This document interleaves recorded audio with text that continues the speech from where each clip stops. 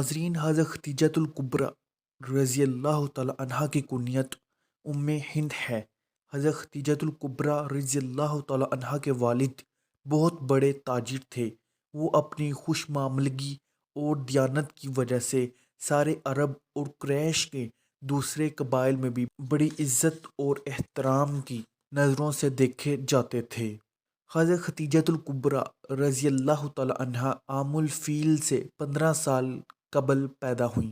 بچپن ہی سے سلیم الفطرت تھیں۔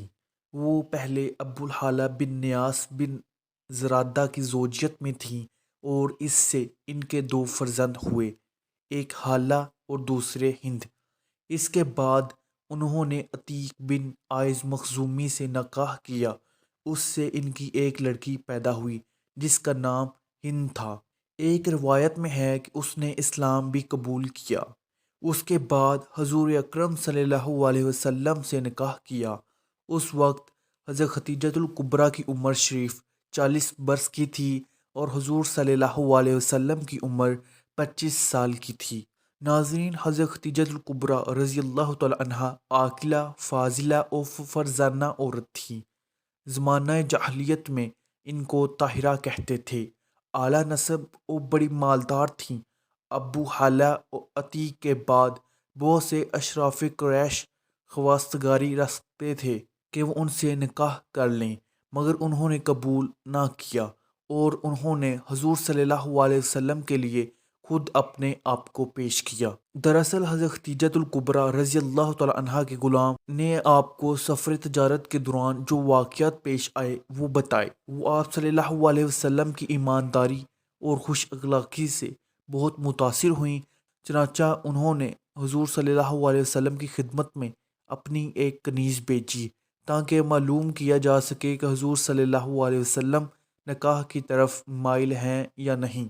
ناظرین، اس نے حضور صلی اللہ علیہ وسلم سے کہا، کیا چیز آپ کو نکاح کے لیے مانا ہے؟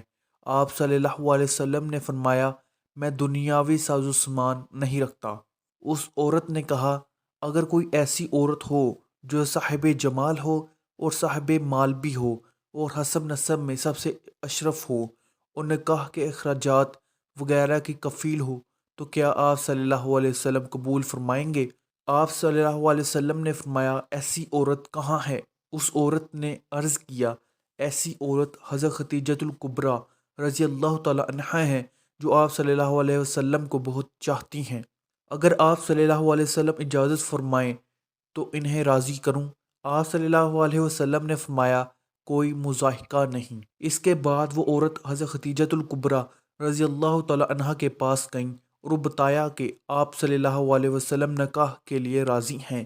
یہ سن کر حضرت ختیجۃ الکبریٰ رضی اللہ تعالی عنہا بہت خوش ہوئیں اور اظہار مسرت کیا۔ ناظرین، حضرت ابو طالب نے ایک بلیغ خطبہ پڑھا۔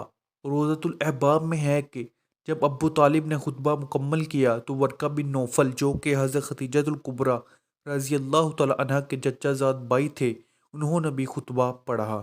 حضرت ختیجۃ الکبریٰ رضی اللہ تعالی عنہا کا مہر 12.5 اوقیہ سونا تھا اور ایک اوقیہ 40 درہم کا ہے۔ نکاح کے بعد حضور صلی اللہ علیہ وسلم اکثر گھر سے باہر رہنے لگے۔ کئی روز مکہ کے پہاڑوں میں جا کر عبادت الہی میں مشغول رہتے۔ اسی طرح حضور صلی اللہ علیہ وسلم غار حرا میں معتکف تھے کہ رب ذوالجلال کے حکم سے حضرت جبرائیل امین علیہ السلام آپ صلی اللہ علیہ وسلم کے پاس تشریف لائے۔ وہیں پر آپ صلی اللہ علیہ وسلم پر پہلی وحی نازل ہوئی۔ اس حیرت انگیز واقعہ سے آپ صلی اللہ علیہ وسلم کی طبیعت بے حد متاثر ہوئی اور آپ صلی اللہ علیہ وسلم نے مکہ کی طرف مراجعت فرمائی۔ اس وقت یہ عالم تھا کہ خوف کے مارے عجیب حال تھا۔ آپ صلی اللہ علیہ وسلم گھر تشریف لائے اور حضرت ختیجۃ الکبریٰ رضی اللہ تعالی عنہا سے فرمایا، مجھے کمبل اڑاؤ، مجھے کمبل اڑاؤ۔ انہوں نے آپ صلی اللہ علیہ وسلم کے جسم انور پر کمبل ڈالا اور چہرہ انور پر سرد پانی کے چھینٹے مارے تاکہ خوف دور ہو۔ آپ صلی اللہ علیہ وسلم نے حضرت ختیجۃ الکبریٰ رضی اللہ تعالی عنہا سے سارا حال بیان کیا اور فرمایا کہ مجھے ڈر ہے کہ کہیں میں خطرے میں نہ پڑ جاؤں۔ حضرت ختیجۃ الکبریٰ رضی اللہ تعالی عنہا نے عرض کیا، آپ صلی اللہ علیہ وسلم غم نہ کھائیے اور مطمئن رہیے، کیونکہ اللہ تعالیٰ آپ صلی اللہ علیہ وسلم کے ساتھ بلائی فرمائے گا، کیونکہ آپ صلی اللہ علیہ وسلم صلہ رحمی فرماتے ہیں، عیال کا بوجھ اٹھاتے ہیں، مہمان نوازی فرماتے ہیں، بے کسوں اور مجبوروں کی دستگیری کرتے، محتاجوں اور غریبوں کے ساتھ بلائی کرتے ہیں، لوگوں کے ساتھ حسن اخلاق سے پیش آتے، لوگوں کی سچائی میں ان کی مدد اور ان کی برائی سے حذر فرماتے ہیں، یتیموں کو پناہ دیتے، سچ بولتے اور امانتیں ادا فرماتے ہیں۔ لوگ آپ صلی اللہ علیہ وسلم کو صادق اور امین کہتے ہیں۔ حضرت خدیجۃ الکبریٰ رضی اللہ تعالی عنہا نے سارا واقعہ اپنے چچا زاد بھائی ورقہ بن نوفل کو بیان کیا۔ ورقہ بن نوفل نے حضور صلی اللہ علیہ وسلم سے دریافت کیا کہ کیا بات ہے؟ حضور صلی اللہ علیہ وسلم نے اپنا تمام حال جو گزرا تھا وہ بیان فرما دیا۔ یہ سن کر ورقہ بن نوفل نے کہا، یہ وہ ناموس ہے جو حضرت موسیٰ علیہ السلام پر نازل ہوتا تھا۔ اے محمد صلی اللہ علیہ وسلم، آپ کو مبارک و خوشی ہو کہ آپ صلی اللہ علیہ وسلم اللہ کے رسول ہیں۔ میں گواہی دیتا ہوں کہ آپ وہ نبی ہیں جس کی حضرت عیسیٰ روح اللہ نے بشارت دی تھی کہ میرے بعد ایک رسول مبعوث ہوگا جس کا نام احمد صلی اللہ علیہ وسلم ہے، اور قریب ہے کہ آپ صلی اللہ علیہ وسلم کی قوم کے سب لوگ آپ صلی اللہ علیہ وسلم کے ساتھ جہاد و قتال پر مأمور ہوں۔ کاش میں اس دن تک زندہ رہتا اور جوان، قوی اور توانا ہوتا جب آپ صلی اللہ علیہ وسلم کی قوم آپ صلی اللہ علیہ وسلم کو اس جگہ سے نکالے گی۔ حضور صلی اللہ علیہ وسلم نے فرمایا، کیا وہ مجھے یہاں سے نکال دیں گے؟ ورقہ بن نوفل نے کہا، ہاں، آپ صلی اللہ علیہ وسلم جو کچھ لے کر آئے ہیں اس کی مانند کوئی ایک لے کر کبھی نہیں آیا۔ اس کے باوجود اس سے دشمنی کی گئی اور انہیں ایذائیں پہنچائی گئیں۔ مطلب یہ کہ سنت الہی اس طرح جاری ہے کہ کافی لوگ ہمیشہ انبیاء علیہ السلام کے دشمن رہے، کوئی نبی ایسا نہیں آیا جس سے کافروں نے دشمنی نہ کی ہو۔ اگر میں نے آپ صلی اللہ علیہ وسلم کا زمانہ پایا تو میں آپ صلی اللہ علیہ وسلم کی پوری مدد کروں گا۔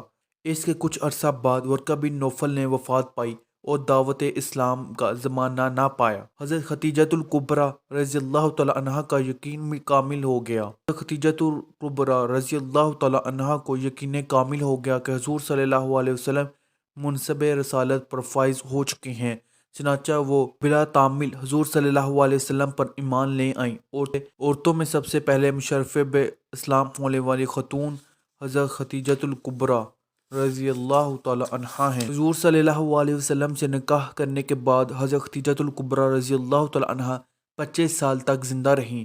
اس مدت میں انہوں نے رسول اللہ صلی اللہ علیہ وسلم کے ساتھ ہر قسم کے مصائب کو نہایت خندہ پیشانی سے برداشت کیا، حضور پاک صلی اللہ علیہ وسلم کی رفاقت اور جانثاری کا حق ادا کیا۔